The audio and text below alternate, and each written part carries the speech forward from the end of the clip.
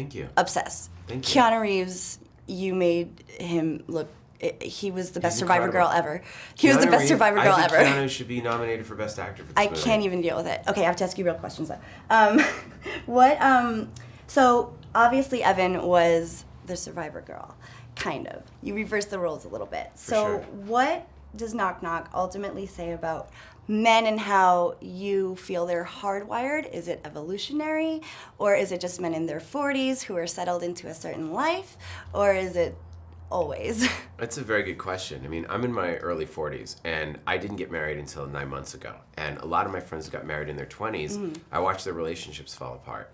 And they settled. They settled for a life that maybe they thought they were supposed to have. I mean, I know some people who got married then, perfectly happy, but other friends of mine got married, and I go, why did you do it if you guys were unhappy and you were cheating? And they're like, I thought it was what I was supposed to do. So I love the idea of a character that thinks his life is happy, but if you look carefully, there's cracks in the facade. And the whole theory of the movie that we're with Nicolas Lopez and Guillermo, my co-writers, is the theory of the free pizza. That if a free pizza shows up at 2 a.m, all guys are going to take the pizza Right. if they can get away with it. And that the girls believe that too. They believe that even with the wedding ring and the photos on the wall, it's all bullshit. That all men are basically animals at the same, that if you show up with a pizza, they're going to take it. My feeling is that if you're unhappy in a relationship and you don't address it, it's going to come out in your behavior one way or another. Whether you admit it or not, you're going to do something.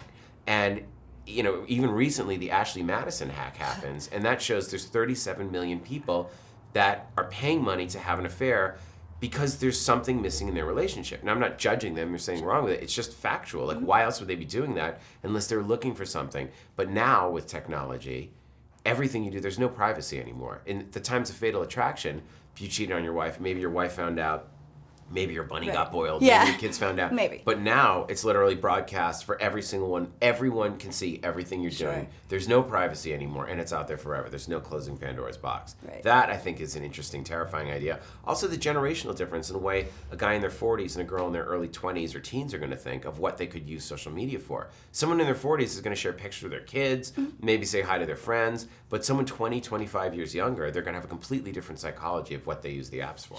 Sure, definitely. And when he ordered an Uber, I was like, did he order an Uber? Just because it was just like a newer technology that by the way, you never see that in movies right now. You know what I mean? I think one of the ways I like to make, it's interesting, I have moved very fast when I make a movie. You know, when I wrote Hostel, I wrote it, and we were shooting it. Yeah. Hostel was the first movie that used text messaging and sending pictures as a plot point. Yes. And when we did it, it was like, wow, that's so futuristic. Right. That's what we do. Yeah. Even when I made Hemlock Grove, we got Apple's permission to use iPhones and use the sounds. They're like, oh, whoa, the kids on TV are using iPhones. I guess, yeah, of course, they're just like us.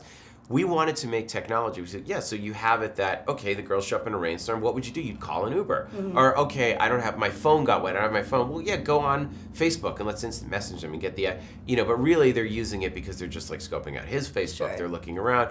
And, I like incorporating technology. And of course, it, goes to Evan's detriment by the end of the film. Oh, yeah. So you treat sexual tension like traditional horror tension in this movie. How, as a writer and a director, did you treat the early scenes to kind of use those two in tandem? It's interesting. I really wanted to show with Knock Knock that I'm an actor's director and write characters that could give someone such an incredible opportunity to show their range. I think Keanu, people know him as an action star, but people knock him unfairly as an actor a lot. And I think he's incredible. Forget how great, how funny he is in Bill and Ted's and how charming he is in the Nancy Meyers movie. This guy is, and it's the first time he's ever played a dad. So you're seeing such range. And when we were writing it, we kept thinking the first 45 minutes, oh, it's going to be boring. We got to build up the sex. But I really, really wanted to make it about the performance. And I feel so lucky with Keanu and Lorenza Izzo and Ana de Armas. And Lorenza is so different in Knock Knock than she is from Green Inferno, where she's this innocent college student to hear this sociopath. And Ana de Armas is like this sweet Cupid doll, but they're both so calculating that the first 45 minutes refer to this, of the musical chairs. Yeah, it was like musical chairs, the horror movie. And it's all about everything they're saying. No one is saying the truth.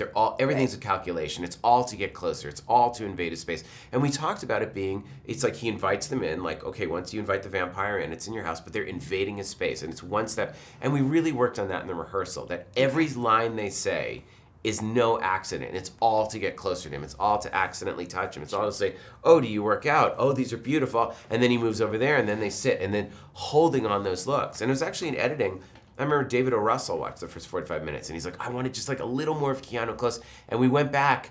I remember it was like 2 days before my wedding. I went back to the editing room. We were like, we got to do more close-up, and we held the close-ups longer.